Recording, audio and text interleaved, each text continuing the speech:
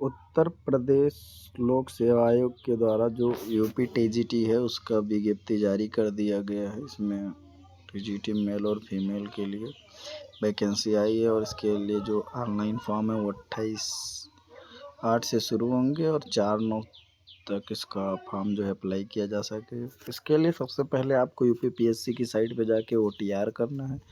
OTR करने के बाद में आप उस फॉर्म को अपना भर सकते हैं। ओटीआर करते हुए इस बात का विशेष ध्यान रखना है कि आपके जो भी बेसिक डिटेल्स हैं उसमें गलतियां ना होने पाए, क्योंकि जो भी डिटेल्स आप ओटीआर में भरेंगे सेम एज इट इज आपका जो एप्लीकेशन फॉर्म होगा उसी में वो सारे डिटेल वहाँ से आ जाएंगे। इसलिए इस बात का ज़रूर ध्यान रखें।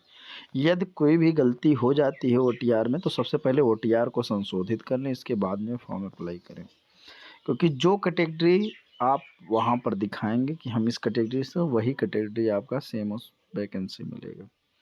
तो इसके लिए सिंपल चीज़ें कुछ देख लेते हैं। सबसे पहले तो देख लेते हैं नंबर ऑफ वैकेंसी जो है वो लगभग में 7,000 के आसपास। इसमें मेल फीमेल का अलग अलग सेपरेट दे रखा है। जो पे ग्रेड है ये 4600 ग्रेड पे की जॉब है और जिसमें 44,900 से बेसिक स्टार्ट होता है और एक बहुत अच्छी जॉब है।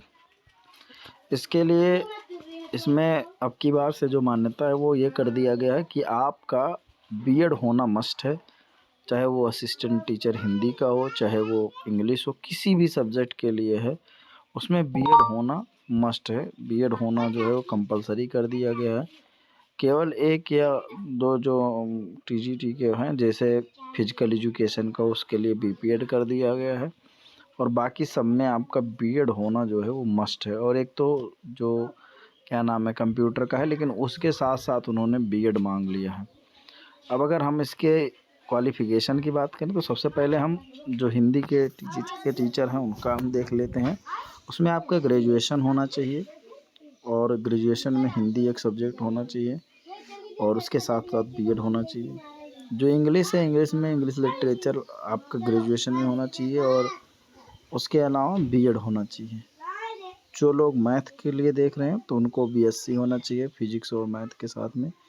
सब्जेक्ट का कॉम्बिनेशन होना बहुत ज़रूरी है। अगर सब्जेक्ट कॉम्बिनेशन नहीं होता है तो फिर बाद में चीज़ें दिक्कत करती हैं, क्योंकि पहले तो फॉर्म आप अप्लाई कर देंगे, एग्ज़ाम भी दे देंगे, आपका सिलेक्शन भी हो जाएगा, लेकिन जब आप वेरिफिकेशन के लिए जाएंगे तो आपकी चीज़ें मान्य नहीं की जाएंगी। इसके अलावा जो साइंस है, साइंस के लिए फिजिक्स केमिस्ट्री जो सब्जेक्ट होना चाहिए और उसके साथ बीएड। ऐसे ही सोशल साइंस के लिए आप history, geography, political science, economic के साथ बीएड होना चाहिए। ऐसे कंप्यूटर के लिए जो है वो बीटेक हो, चाहे कंप्यूटर साइंस से, या ग्रेजुएट हो कंप्यूटर साइंस में, या उसके अलावा ग्रेजुएट हो कंप्यूटर एप्लीकेशन में, या ए लेवल का कोर्स उन्होंने नीलिट से कर रखा हो, या बीटेक हो या एमसी हो, लेकिन उसके साथ साथ आपका बीएड होना ज़रूरी है। ऐसे ही उर्दू टीचर के लिए भी उर्दू जो होना चाहिए वो ग्रेजुएशन में होना चाहिए और बीएड होना चाहिए। बायो के लिए जूलॉजी और बॉटनी होना चाहिए, कंपलसरी है, उसके साथ बीएड होना चाहिए। संस्कृत के लिए आपको संस्कृत से जो है ग्रेजुएट होना चाहिए और प्लस बीएड होना चाहिए। आर्ट के लिए क्या है कि आर्ट के लिए भी इसमें योग्यता बदल दी गई है, इसमें भी बीएड मांग लिया गया है और उसके साथ साथ में ग्रेजुएशन में आर्ट एज ए सब्जेक्ट मांगा गया है, या आपने बीएफए की डिग्री कर रखा हो और उसके साथ साथ में आपने बीएड कर रखा हो। जो म्यूजिक टीचर है, म्यूजिक टीचर के लिए क्या है कि आपने अगर म्यूजिक में अगर आपके पास डिग्री हो, या इसके अलावा संगीत विशारद का एक और डिग्री होता है, संगीत विशारद अगर हो, वो भी चुनिंदा जो संस्थान है वहाँ से, तो फिर और उसके साथ में आपका बीएड होना चाहिए। जो कॉमर्स है, कॉमर्स के लिए आपका बीकॉम होना चाहिए और प्लस बीएड होना चाहिए। फिजिकल एजुकेशन के लिए आपका ग्रेजुएशन कोई भी हो, लेकिन आपके पास बीपीएड की डिग्री होना ज़रूरी है।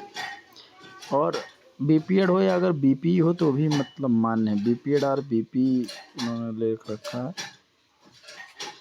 और इसके अलावा जो होम साइंस के टीचर हैं तो ग्रेजुएशन में होम साइंस होना चाहिए, उसके साथ आपका बीएड होना चाहिए। और उसके अलावा एग्रीकल्चर का टीचर होने के लिए आपका ग्रेजुएशन में बीएससी एजी होना चाहिए प्लस बीएड होना चाहिए। जो प्रेफरेंस है, अगर किसी ने टेरिटोरियल आर्मी, एनसीसी सर्टिफिकेट या बी सर्टिफिकेट कर रखा तो उनको प्रेफरेंस दिया जाएगा। जिसे मान लीजिए 2 कैंडिडेट का अगर बराबर या समान मार्क्स आता है तो आपको पहले प्रेफरेंस मिलेगा। तो ये सारी चीज़ें इसके बारे में थी। जो भी आपकी एज लिमिट है वो आप देख लीजिए कि आपका 1 जुलाई 2025 को 21 और 40 के बीच में होना चाहिए, लेकिन जो रिलैक्सेशन है एज लिमिट का वो उसी के अकॉर्डिंग चलेगा। मिनिमम में कोई भी एज रिलैक्सेशन नहीं मिलता है, लेकिन मैक्सिमम में आपके पास एज रिलैक्सेशन का मौका है। इसमें बहुत सारे फॉर्मेट दे रखे हैं, जो आपकी योग्यता है, जो आपका वर्ग है, उस वर्ग के आप सर्टिफिकेट अवश्य बनवा लें। धन्यवाद। जय हिंद।